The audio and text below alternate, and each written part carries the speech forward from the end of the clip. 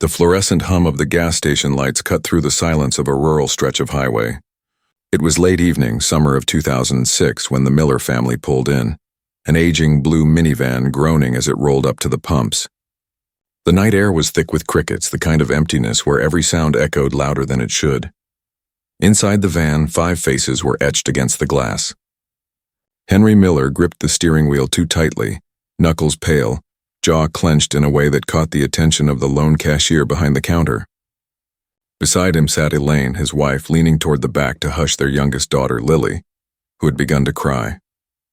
The 2 older children, Mark and Sarah, pressed their faces to the windows, restless from hours of driving. The family looked like any other road-weary travelers, but the cashier swore later there was something off. They smiled, yeah, he recalled in an interview. But it was the kind of smile people wear when they're forcing it.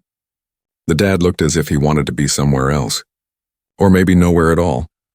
Henry stepped out first, filling the tank, while Elaine led the children inside to grab snacks. The cashier oversaw them. Elaine's eyes darted nervously, scanning the store aisles as though she expected someone to appear behind her. Sarah, only 12, clutched a pack of gum but kept glancing at her father through the glass window. Mark whispered something to his sister, his tone sharp, and she shook her head quickly, almost afraid to say more.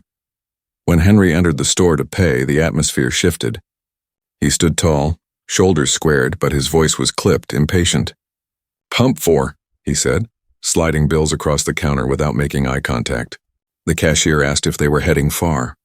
Henry paused, his lips twitching into that strange smile again. "Just a road trip," he muttered. "Family getaway."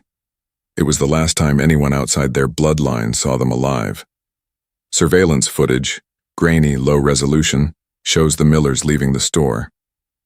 Elaine holds Lily in her arms, rocking her gently while Sarah trails behind.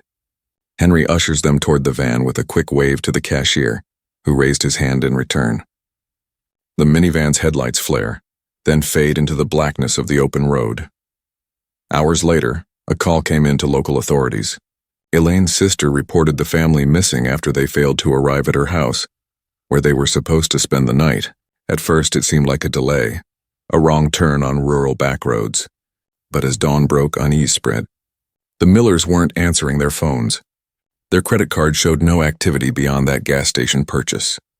And the highway cameras, though sparse, revealed no sign of the van after midnight. The cashier was interviewed the following morning. His recollection became a haunting refrain throughout the case. They looked normal, but nervous, like a family pretending everything was fine when it wasn't. Detectives noted Henry's restlessness, Elaine's wary glances, and the children's subdued silence. Every detail painted an image that contradicted the notion of a carefree family vacation. Something had been simmering long before that stop. By the time investigators swept the area, there was no trace. No skid marks on the asphalt. No abandoned vehicle on the roadside. Just an empty highway stretching through farmland. As if the Miller family had been swallowed whole by the night. The last stop at the gas station became the cornerstone of the mystery, the final breadcrumb on a trail that ended in silence. For 19 years, that moment lingered like an echo no one could erase. And as the investigation unfolded, detectives would learn that behind those strained smiles and restless eyes lay a storm no one had seen coming. The morning after the Millers vanished, the highway shimmered under a pale orange sun. Patrol cars crawled along the 2-lane stretch, their lights flashing faintly against fields of corn and abandoned barns. Deputies scoured ditches and fence lines, searching for tire marks, broken glass, or any fragments of the van. There was nothing. Sheriff Douglas, a veteran with 2 decades of service, stood at the shoulder of the road with a coffee in hand. He squinted at the horizon. "Families don't just vanish," he muttered to the deputy beside him. "Somebody saw something, or somebody's hiding something." Back in town, investigators began piecing together the family's timeline. The last confirmed sighting was the gas station footage, 9:43 p.m. From there, the trail went dark. No bank withdrawals, no phone calls, no purchases. It was as though the Millers had stepped into a void. Elaine's sister, Margaret, was the first to raise an alarm. Her voice cracked as she told officers that Elaine was punctual, reliable, the kind of woman who calls if she's 5 minutes late. Margaret's hands trembled as she clutched a photo of the family. She wouldn't just disappear. Not with the kids. Not with Lily. Detectives combed through possible routes. If the Millers had left the station and continued straight, they should have arrived at Margaret's home by midnight. But state troopers checked every road leading there, nothing. No abandoned car. No accident reports. No signs of distress calls. At the sheriff's department, the case quickly grew heavy. A corkboard filled with maps, photos, and scribbled notes became the center of the investigation. Red strings traced highways and back roads, but each line ended in question marks. Speculation spread fast. Locals whispered that maybe the van had driven into the river. Others suggested the family staged their disappearance, running from debts or secrets. The most chilling rumor was voiced in hushed tones: foul play. 2 witnesses came forward. A farmer claimed he saw headlights swerving on County Road 16 around midnight, but by the time he looked again, the lights were gone. A trucker reported passing a van with a family inside, children asleep against the windows. But when pressed, he couldn't be sure of the make or model. It could have been anyone. Detectives pressed the gas station cashier again. His account never changed. They looked off, like something was wrong, but no one was saying it out loud. His words, though vague, haunted the investigation. If something had been brewing inside that family, was the disappearance voluntary or violent? As days bled into weeks, frustration set in. Helicopters swept over wooded ravines. Divers searched sections of the river. Flyers with the family's smiling faces were stapled to telephone poles, fluttering in the wind until rain washed them into tatters. Every effort ended the same way: empty. Margaret visited the station nearly every day, pleading for answers. Her voice often echoed down the halls as she confronted officers. "You're not looking hard enough. They're out there, someone took them." The weight of her grief became part of the case itself, her desperation fueling public pressure. By autumn, the investigation stalled. The Millers case was officially labeled as a missing persons file, though everyone in town knew it felt darker than that. Sheriff Douglas himself admitted in a press conference, "We are chasing shadows on an empty road." But while the official search began to fade, private doubts lingered. Detectives quietly noted details that unsettled them. Henry's tense body language on tape, Elaine's nervous glances, the way Sarah seemed to flinch when her father raised his hand at the counter. The story of the Millers had begun to crack, not just a disappearance, but the hint of something fractured within the family itself. And soon, the investigation would expose those fractures in ways no one could ignore. The official story of the Millers was simple: a hard-working father, a devoted mother, 3 bright children. Neighbors remembered block parties where Henry grilled burgers, Elaine hosted bake sales, and the children rode bicycles up and down cul-de-sacs. In photographs, they looked like a portrait family, a snapshot of suburban normalcy. But as detectives pried deeper, that portrait began to splinter. Financial records revealed that Henry Miller was drowning in debt. Credit cards maxed, mortgage behind, car payments missed. His job at a local manufacturing plant paid decently, but gambling withdrawals from riverboat casinos told another story. He had been chasing wins that never came, and the losses piled into the tens of thousands. Elaine's phone records painted a quieter, more painful truth. Late-night calls to her sister. Voicemails never sent. Fragments of words. "I don't know how much longer I can." The kids are starting to notice. Henry gets so angry. None of it is definitive, but enough to suggest a marriage eroding under pressure. Margaret, Elaine's sister, sat across from the detectives in a dimly lit room, tears streaking down her face. "They put on a show for everyone else," she said, voice breaking. "But Elaine told me things were bad, real bad. She said Henry was seeing someone else." The name surfaced almost by accident. A co-worker, younger and single, who often worked late shifts alongside Henry. Rumors had circulated quietly at the plant, whispers Elaine may have overheard. Detectives pressed colleagues, and one admitted, hesitantly, that he'd seen Henry leaving the parking lot with the woman more than once. The discovery shifted everything. If Henry had been carrying on an affair, it would have added fuel to an already strained home life. What had the children seen? What had Elaine known? Friends of the family described subtle cracks they had noticed in recent months.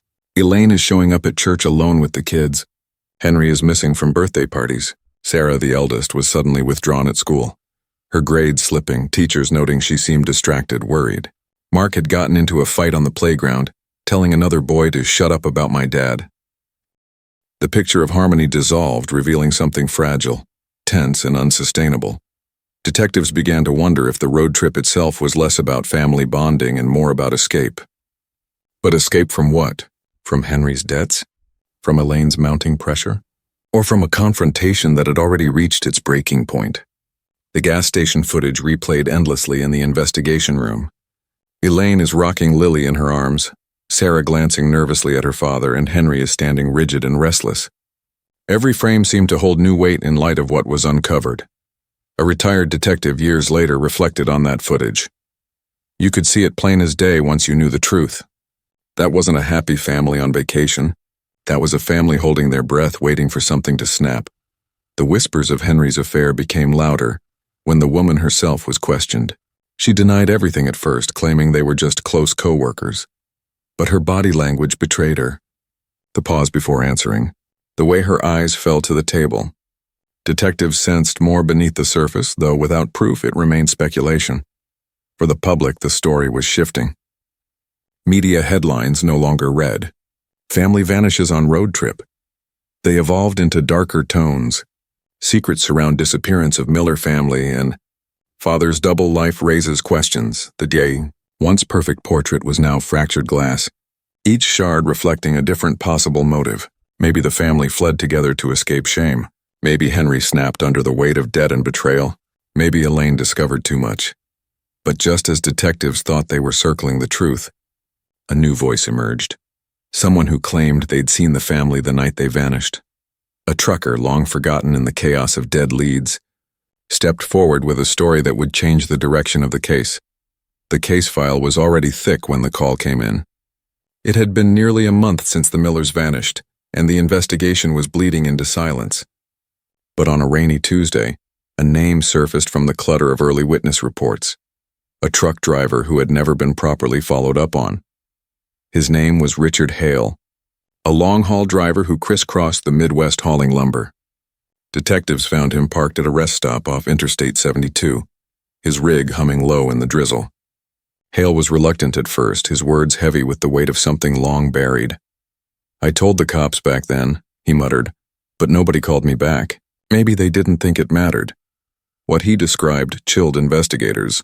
Around midnight on the night the Millers disappeared, he had been heading east when he noticed a blue van ahead of him. The vehicle swerved slightly, like the driver was distracted or fighting for control. Hale slowed, giving space. That's when he noticed something else, another car following closely behind. It was dark, he said, eyes narrowing, but I could see the headlights. Real close. Too close. Like they were tailing them. He remembered the van drifting toward the shoulder, then jerking back onto the road. He thought about pulling alongside, offering help, but the scene unsettled him. "It felt wrong," Hale admitted.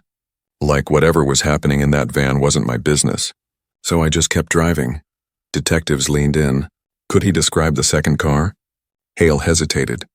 Dark, maybe a sedan. No plates I could see, but it stuck to that van like glue. I watched until the road curved, and then nothing. Just gone. The testimony shifted the timeline. If Hale was right, the Millers weren't alone that night. Someone had been with them, or chasing them. Back at the sheriff's department, the revelation sparked new theories. Was Henry being followed over gambling debts? Had the affair spiraled into something dangerous? Or was it darker still, a setup, a confrontation that turned violent? Investigators replayed Hale's words, matching them against maps. The stretch he described was remote, lined with wooded ravines and dirt turnoffs. Perfect places to hide a vehicle, perfect places for something to go wrong without anyone noticing. For Elaine's sister Margaret, the news was another wound. She gripped the edge of her chair when detectives told her, "So you're saying somebody chased them? Somebody wanted them gone?" Her voice cracked with fury. "Then why haven't you found them? Why haven't you found my sister's kids?" Detectives had no answer. The press seized on Hale's account, calling him the forgotten witness. Headlines screamed of a mysterious second vehicle, fueling speculation across the state. People whispered about hired enforcers, jealous lovers, or strangers prowling highways. Every theory was darker than the last, but the trail refused to cooperate. Despite roadblocks, interviews, and late-night stakeouts, no second car was ever identified. No new witnesses came forward. The highway returned to silence. Forensic teams scoured the stretch Hale described. They found nothing. No broken glass, no skid marks, no discarded belongings. Just asphalt winding through trees, indifferent and endless. Hale's story became a ghost in the investigation. Credible enough to haunt, but fragile without proof. Detectives pinned his testimony on the corkboard, red string circling the highway route, but weeks turned into months with no progress. The case sagged under its own weight. Witnesses dried up. Leads went nowhere. Media interest waned. The Miller family, once front-page news, faded into the growing pile of mysteries. Sheriff Douglas stood before reporters in December, his face lined with exhaustion. "We've pursued every lead," he said. "But sometimes the road just turns cold." And with those words, the Miller disappearance slipped into silence. By the winter of 2006, the search for the Miller family had withered into routine. Patrol cars no longer combed the highways at night. The dive teams were gone, their equipment packed away. The flyers that once plastered telephone poles curled under sleet and rain, faces fading until only shadows remained. At the sheriff's department, the corkboard of maps and photos was slowly overtaken by fresher cases. The red string tracing the Millers' last known route sagged like a lifeline, fraying in silence. Deputies avoided eye contact when Margaret stormed in, demanding updates. The answers were always the same. "We're still looking." But everyone knew the search was dying. For Margaret, grief became ritual. Every night she left a porch light burning, convinced Elaine might walk through the door with the children. But weeks stretched into months, and the light only illuminated emptiness. "I used to dream of them knocking," she whispered to a reporter, her eyes hollow. "Now I dream of the road swallowing them whole." The town, once sympathetic, grew restless. Whispers spread at diners and church pews. Some said Henry had staged the disappearance, fleeing debts and shame. Others whispered darker things, that Henry had snapped, taken his family into the woods, and left them there. The absence of evidence gave oxygen to every theory, no matter how cruel. For detectives, the silence was maddening. Without the van, without bodies, without proof of crime, the case hung in limbo. "It's like they drove into thin air," one officer admitted. "And you can't chase thin air forever." By spring, the Miller file was labeled a cold case. Media coverage slowed to a trickle. A few anniversary articles resurfaced the family's smiling photos, but even those eventually stopped. New tragedies replaced old ones. The Miller name slipped into a list of unsolved disappearances that haunted the state, but no longer dominated it. Still, the case never truly left the minds of those closest to it. The cashier at the gas station kept replaying their last smiles, wondering if they should have asked questions. Richard Hale, the trucker, carried guilt for not pulling over that night. And Margaret, year after year, stood at vigils with candles flickering against the wind, begging for the world not to forget. But time is merciless. 19 years passed, each one grinding away at memory, each one making the hope of answers feel more impossible. Until 2025, when the silence of the cold case was shattered. On a humid June morning, construction workers clearing land for a new highway project uncovered a buried vehicle deep in a wooded ravine. Rusted metal, shattered glass, a license plate barely legible beneath years of soil. The call crackled across police radios like lightning. "We found the van." June 2025. The sun hung heavy over the rolling farmland, cicadas droning like an endless alarm. A crew of construction workers cleared brush along a stretch of road slated for expansion, their bulldozer grinding through thick undergrowth that hadn't been touched in decades. One operator noticed the glint first, a flash of dull metal in the soil. At first he thought it was scrap. But as the machine dug deeper, a shape emerged, the skeletal remains of a vehicle buried nose first into the ravine. The windshield was caved in, the frame rusted through, vines curling around the doors like nature's chains. Then came the license plate, numbers barely visible beneath a coat of rust and dirt. The foreman climbed down, brushed it with his hand, and froze. "Call it in," he said. His voice shook. "Now." Within hours, the site swarmed with squad cars, crime scene tape, and reporters drawn like vultures to the smell of history breaking open. 19 years of silence collapsed in a single moment. The Miller family's van had been found. Detectives old and new stood at the edge of the ravine, peering down at the twisted relic. Sheriff Douglas, long retired, arrived in plain clothes, his hands trembling as he lit a cigarette. "God help us," he whispered. For 2 decades, he had carried the case like a shadow. Now the shadow was flesh again. The vehicle was hauled up slowly, winches straining against its weight. As the mud fell away, the horror became undeniable. Inside the van were bones. Too many bones. Small ones and larger ones collapsed together in the back seats, skeletal hands still clutching seatbelts. A child's shoe, bright pink once, now faded to gray. Reporters pressed forward, cameras clicking, voices shouting questions the police refused to answer. Margaret, now older, her hair streaked with silver, collapsed when she heard the news. "They found them?" She gasped into the phone, her voice breaking after nearly 2 decades of waiting. "Oh God, Elaine." The kids, the community that had nearly forgotten the Millers, was suddenly consumed by them again. Headlines blared across the state. Miller family van discovered after 19 years, and cold case breaks wide open in ravine discovery. Talk shows speculated about what horrors the van contained. Old theories were resurrected, twisted, and reimagined. For investigators, the scene was delicate and devastating. Every fragment mattered. Bones were carefully catalogued, bagged, and sent to the lab. Personal belongings emerged from the wreckage. A cracked camcorder, water-damaged cassette tapes, and school notebooks with faded doodles. Each item felt like a whisper from the past. Evidence not only of a crime but of a family that had once lived, laughed, and vanished. But questions only deepened. The van's position suggested it had been driven deliberately into the ravine, not simply crashed. The driver's seatbelt was unfastened, and there were marks, strange, violent indentations in the metal interior that hinted at more than an accident. Reporters hounded Sheriff Douglas for comment. Though technically retired, he stood before microphones that evening, voice gravelly but firm. For 19 years, this community has lived with questions. Tonight we don't have answers yet, but we have the truth that the Miller family has been found, and we will find out what happened to them. As dusk fell, floodlights illuminated the ravine. The van covered in tarps sat on the flatbed of a tow truck, silhouetted against the orange sky like a coffin lifted from the earth. Behind the tape, whispers spread. Was it murder? Was it suicide? Had Henry driven his family to their deaths, or had someone else forced them off the road?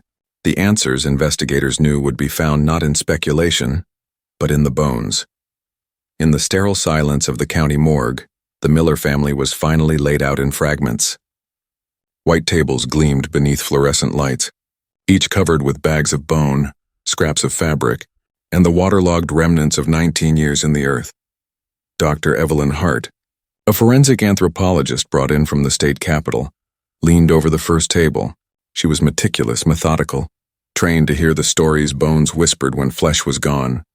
Her gloved hands moved carefully, arranging skeletal pieces into their approximate forms. The first discovery was expected, yet haunting. The remains matched the family: Henry, Elaine, Michael, Sarah, and little Daniel. DNA confirmed their identities beyond doubt. After nearly 2 decades, the Miller family was no longer missing. They were here, silent but speaking through evidence. But the story their bones told was not simple. Henry Miller's skull bore a fracture across the left temple, blunt force trauma, not consistent with a car accident. His ribs showed breaks at odd angles, injuries inflicted before death. Elaine's remains told a parallel tale: 2 ribs fractured, 1 arm broken near the wrist as though she had raised it defensively, and the children. Michael's femur carried a spiral fracture, caused not by a fall but by a twisting force. Sarah's tiny hand bones revealed breaks that occurred hours, maybe days before death. Daniel's skull showed no trauma, but his position, curled tightly in the back corner of the van, spoke of fear, not accident. Dr. Hart exhaled slowly, her eyes grim. This was no crash, she told the detectives assembled. They were beaten. The room fell silent. Even the buzzing of the fluorescent light seemed to pause. Sheriff Douglas, his face hollow with age, clenched his jaw. For years he had carried the suspicion that something darker than misadventure had taken the Millers. Now the bones confirmed it. Still, one question remained. Who had done this? The vehicle itself provided hints. The seatbelts had been cut, not torn. The ignition wires were stripped, suggesting the van had been tampered with. In the front passenger seat, Forensic technicians recovered a single partial fingerprint preserved in dried blood, too degraded for immediate identification but enough to send ripples of possibility through the team. Reporters swarmed outside the morgue, desperate for leaks. Some whispered theories of a cult, others of a drifter, but for investigators the details suggested something more personal. The injuries had been inflicted up close with force and intent. Whoever had done this had not simply killed, they had brutalized. Elaine's younger sister, Margaret, was brought in to identify personal belongings. Her hands shook as she picked up a water-damaged cassette tape labeled in Elaine's handwriting, Family Trip 74. Tears welled in her eyes as she whispered, she just wanted to make memories. Detectives asked her about Henry, about his job, about debts, arguments, and enemies. Margaret hesitated before answering. Henry, he had his demons. He was angry sometimes, but he loved those kids. He loved Elaine. He wouldn't. Her voice cracked. He wouldn't do this. Yet some investigators weren't so sure. The forensic pathologist noted that Henry's injuries might not have killed him instantly. He might have been the last to die, or even that he had inflicted violence before someone turned it back on him. The ambiguity gnawed at the team, deepening the case's shadows. By the end of the week, one truth was certain. The Millers hadn't simply vanished into the earth. They had been murdered. Their van was a tomb, their bones testimony. As Dr. Hart closed her notes, she looked at the detectives with a final remark that sent chills through the room. Whoever did this didn't just want them gone. They wanted them to suffer. The room went still. Outside, the press lights flashed against the morgue windows, hungry for answers that no one was yet ready to give. The revelation of murder spread like wildfire through the small town. 19 years of whispers had solidified into grim certainty, and now everyone wanted to know who could have done it. Neighbors who once mourned the Millers now looked at each other with suspicion. Old grudges resurfaced. Forgotten rumors were revived. Detectives reopened every lead from the original case files, tracing back through a labyrinth of dead ends. The first and most obvious suspect was Henry Miller himself. His skull fracture proved he hadn't walked away alive, but the question remained. Had he inflicted harm on his own family before someone ended him? Sheriff Douglas remembered Henry as restless and short-tempered. He had worked construction jobs, often underpaid and overworked. Some nights Henry would storm into the local bar, his jaw tight, his voice sharp. There were whispers of gambling debts, of shouting matches with Elaine that carried through thin walls. But none of it, not even the ugliest rumors, could explain the violence etched into his children's bones. Still, some investigators couldn't shake the possibility. Henry snapped. He beat them in a fit of rage during the trip, and someone intervened. Maybe Elaine, maybe a stranger. The van buried deep in the forest suggested panic, a cover-up, not a planned disappearance. But then came the second theory. Margaret, Elaine's younger sister, was questioned again. Her face pale, she confessed something she hadn't revealed before. Elaine told me once, she whispered, that Henry owed money. A lot of money. To the wrong kind of people. Detectives leaned in. Margaret continued, her hands trembling. She said men had come to the house. Said if Henry didn't pay, they'd take something more valuable than money. I told her to call the police, but she was scared. She thought it would only make things worse. Organized crime. It wasn't far-fetched. In the mid-2000s, several cases in nearby counties had ties to small-time crime syndicates. Loan sharks, smugglers, enforcers who thrived on intimidation. If Henry crossed the wrong man, the Miller family might have paid the ultimate price. A third theory emerged when investigators combed through the belongings recovered from the van. Among the rotted debris, technicians found a rusted locket. Inside was a faded photo, not of Henry, Elaine, or the kids, but of a young woman no one recognized. Etched on the back were the initials LW. Could Henry have been seeing someone else? Detective Ramirez muttered. If so, jealousy, betrayal. These are motives older than time. The possibility of an affair cracked the story wide open. Perhaps Henry had been unfaithful. Perhaps Elaine found out. Or perhaps the mystery woman's presence in Henry's life brought danger neither he nor his family anticipated. As investigators dug deeper, they discovered that in the summer before their disappearance, Henry had spent several weekends away from home, claiming it was for work. But no construction records placed him on site during those dates.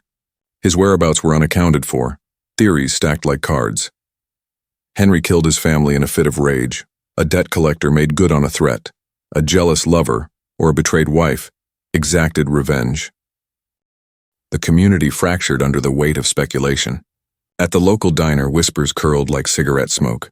"It was Henry, I'm sure of it," one man said over coffee. "A father doesn't do that to his kids," another argued. It was outsiders, strangers. At church, Margaret sat stone-faced, avoiding the eyes of neighbors who wondered if she knew more than she admitted. Detectives struggled with the same paralysis. For every lead, there was a contradiction.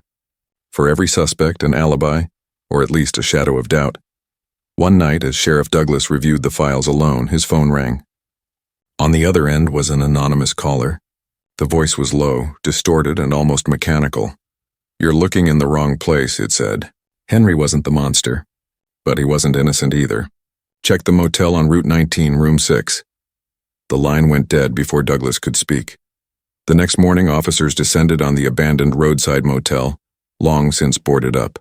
Dust hung thick in the air. In Room 6, behind a panel in the wall, they found a hidden box.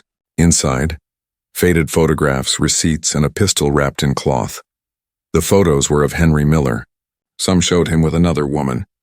Others showed him with men whose faces were blurred in the poor quality of the film, but whose body language spoke of deals, secrets, and danger. The pistol, corroded but intact, bore faint traces of blood. Suddenly, the theories weren't just speculation. Henry Miller had been living a double life, and whatever he was involved in, it may have been the spark that ignited the Miller family's violent end.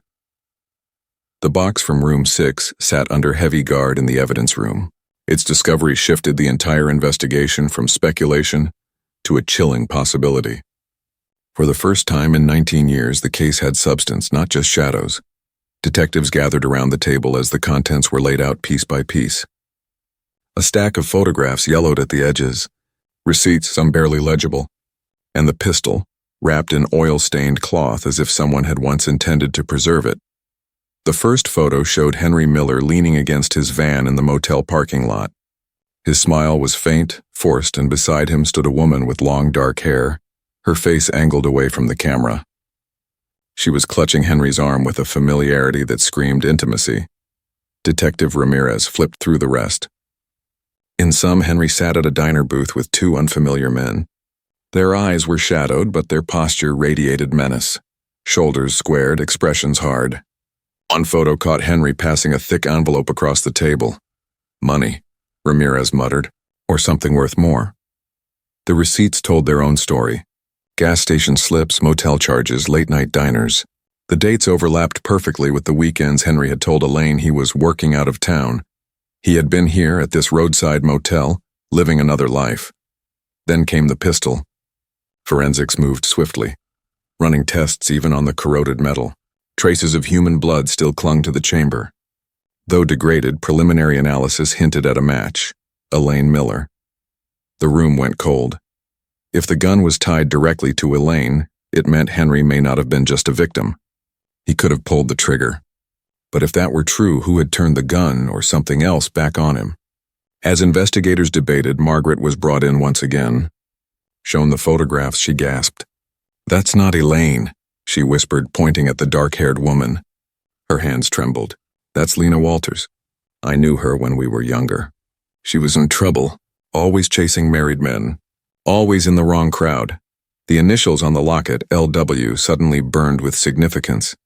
Detective Ramirez pressed further. Could Lena have been involved with Henry?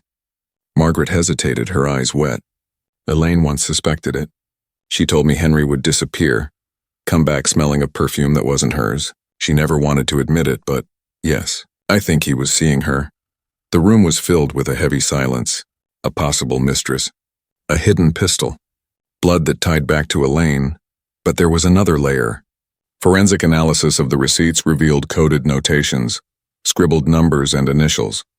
At first glance, they looked like hotel confirmation codes, but a crime analyst recognized them as shorthand often used in small-scale smuggling operations.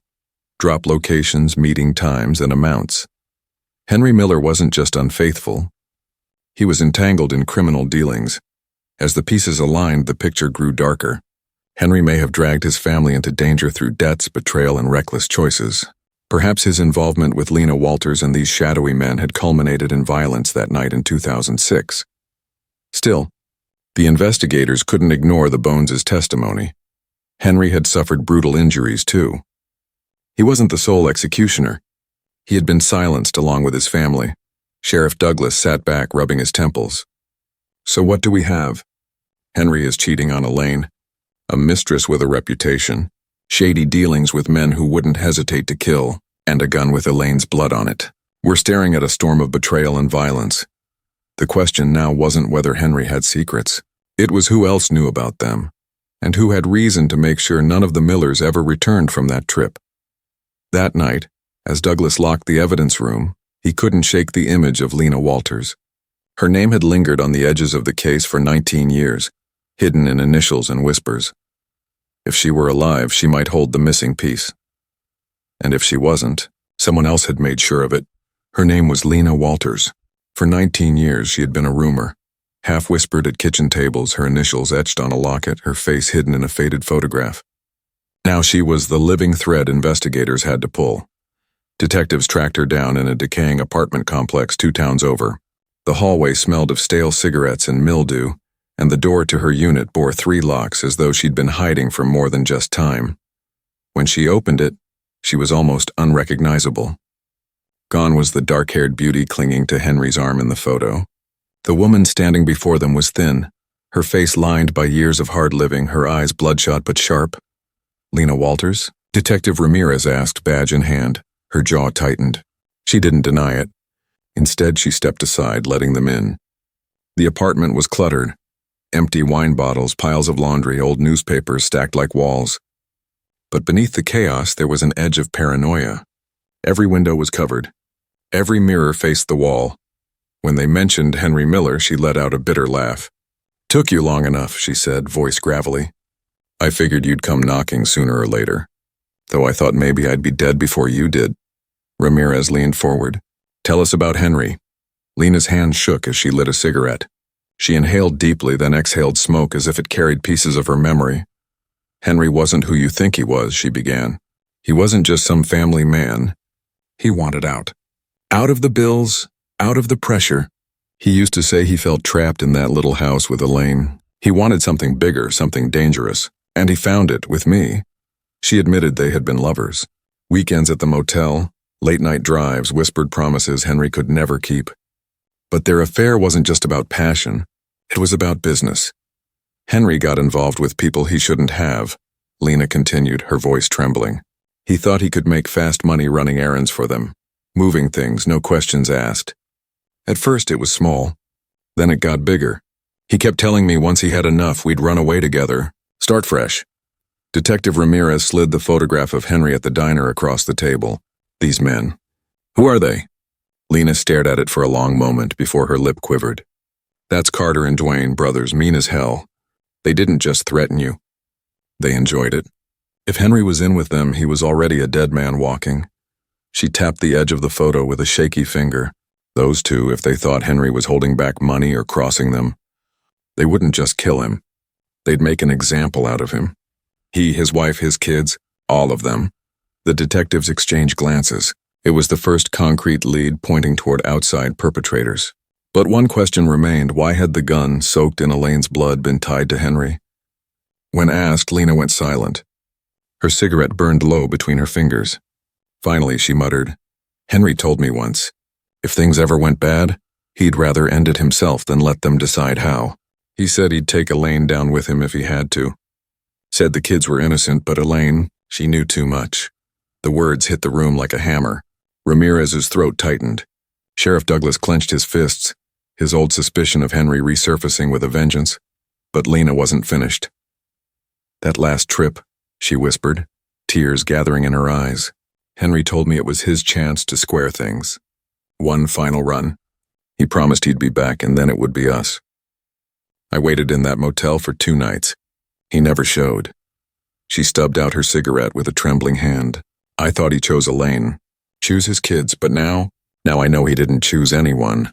They all paid the price." The detectives pressed for details. Dates, names, anything to tie Carter and Dwayne to the Millers' disappearance. Lena gave them fragments. The brothers drove a black pickup. They used the motel as a meeting point. They carried knives with custom bone handles. Enough to chase. Enough to terrify. When they left her apartment, Ramirez couldn't shake the image of Lena's haunted eyes. She wasn't innocent, but she wasn't the butcher either. She was another casualty of Henry's double life, left to rot in the shadows of his choices. Outside, the night air was heavy. Sheriff Douglas spoke quietly. If what she says is true, then Henry didn't just gamble with his money. He gambled with his family's lives. And lost. But deep down, neither man could ignore the possibility that Lena had held something back. That maybe she knew more about the night the Millers vanished than she dared admit. As they drove away, Ramirez muttered the question lingering between them. If the brothers killed them, why bury the van so deep? Why let it sit for 19 years? The answer, chilling and unresolved, waited in the dark. The names Carter and Dwayne ignited a fire under the investigation. For nearly 2 decades, their reputation had festered on the outskirts of town lore, spoken about in half-truths, muttered in warnings. Now they were no longer just rumors. They were suspects. Detective Ramirez began digging through old police records. The brothers' names appeared often but never stuck. Assault charges dropped when witnesses forgot what they saw. A string of petty thefts, bar fights, and intimidation complaints, all dismissed for lack of evidence. But beneath those scraps of paper, a darker narrative emerged. The Carter brothers were enforcers. Not mobsters in tailored suits, but rural predators in leather jackets and steel-toed boots. They did dirty work for small-time syndicates, collecting debts, moving contraband, punishing anyone foolish enough to cross them. Violence wasn't just a tool. It was their language.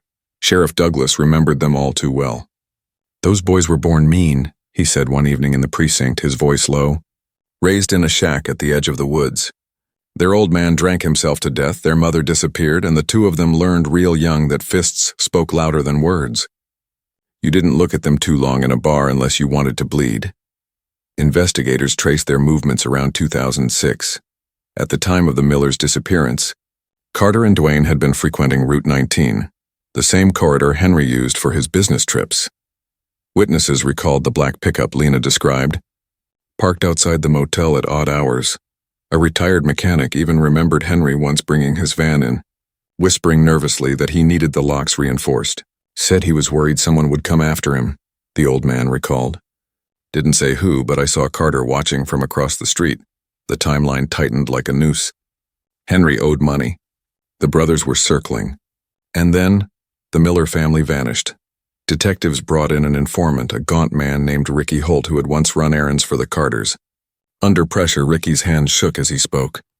I heard them talk about Henry, said he was soft, said he thought he could run without paying. Dwayne laughed, said he'd teach him a lesson he'd never forget. Next week, Henry will be gone, and so was his family. When asked why no one came forward, Ricky's eyes went wide. You don't understand. People who cross them don't just disappear. Their families disappear too. That's the kind of fear they carried. 19 years later, I still check my locks twice a night. The investigators pressed further. Had Ricky ever seen the brothers bury a vehicle? Hide bodies? He nodded slowly. Not bodies, but cars, yes. Deep in the woods where no one would find them. They had a way of making things vanish. The van in the ravine now seemed less like a coincidence and more like the brothers' signature. Armed with this new perspective, Ramirez and Douglas tracked Carter and Dwayne's last known whereabouts.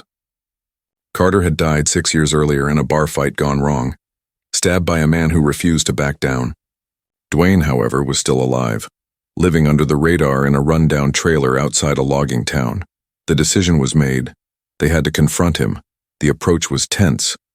Ramirez, Douglas, and 2 deputies drove out at dawn, mist curling around the pine trees.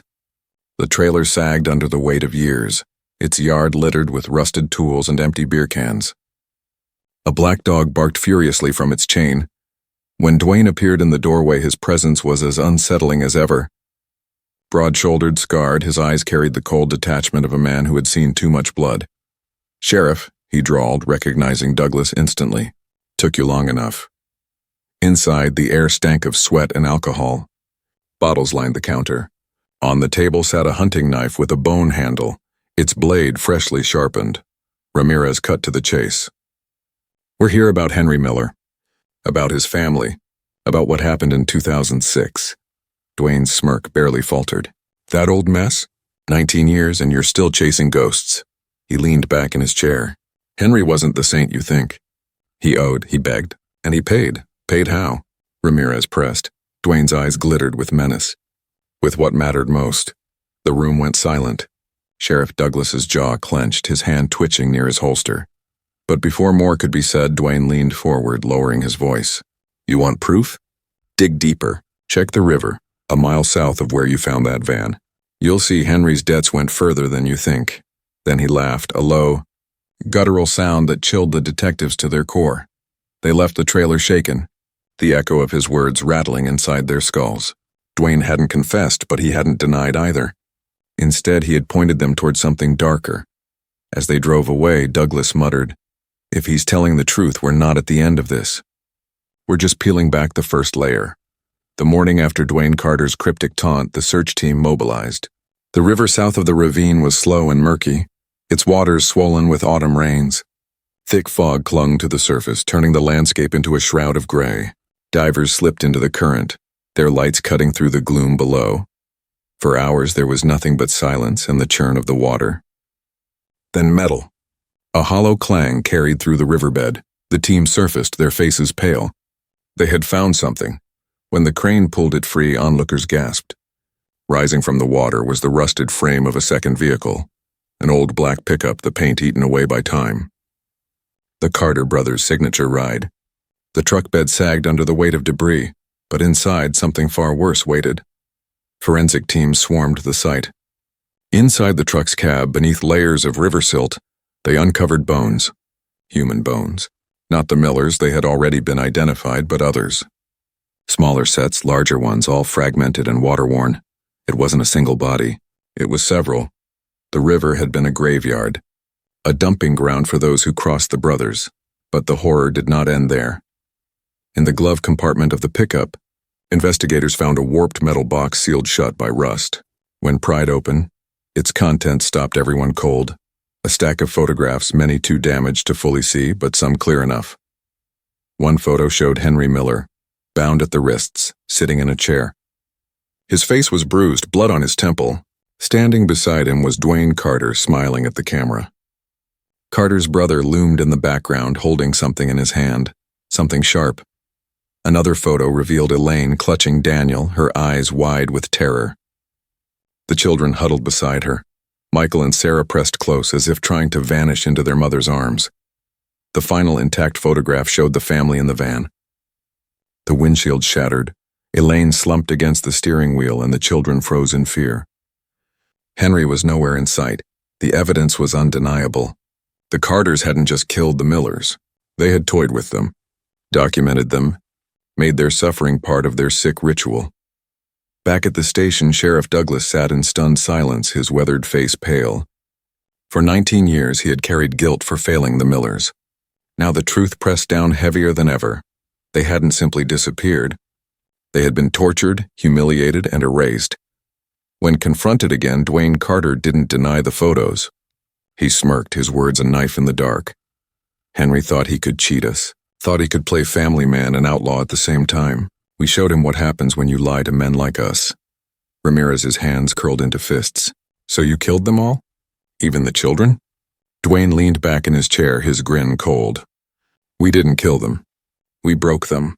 Nature took care of the rest." The room went silent, his words twisting like poison.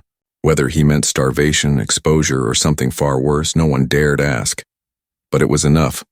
With the photos, the remains, and Dwayne's veiled admission, the case against him was solid. Yet justice felt hollow. One brother was already dead, the other too old and slippery to face the full weight of 19 years of brutality. At Elaine's sister Margaret's home, detectives delivered the news. She wept quietly, clutching the waterlogged cassette tape Elaine had once labeled Family Trip 74. "They just wanted memories," she whispered. Instead, they became one. The case closed with headlines screaming horror across the nation. Family of 5 vanished in 2006, 19 years later. Their murder is finally exposed. But for those who lived through it, closure was a myth. Dr. Evelyn Hart, the forensic anthropologist, wrote in her final report, "The Millers' bones do not merely tell of death. They tell of betrayal, fear, and cruelty so profound that it stained 19 years of silence. Their story is a reminder. Time does not bury truth. It only waits for the river to give it back." And in the quiet of his office, Sheriff Douglas stared at the last photograph one more time. The Millers trapped in their van, their eyes pleading through decades. He closed the file slowly, the weight of it sinking into his chest. Justice had come, but at a cost too great to measure. The Millers were no longer missing, but the shadow of their suffering would never leave the town. As the sheriff locked the evidence away, he whispered to no one, "Some horrors don't end. They just surface."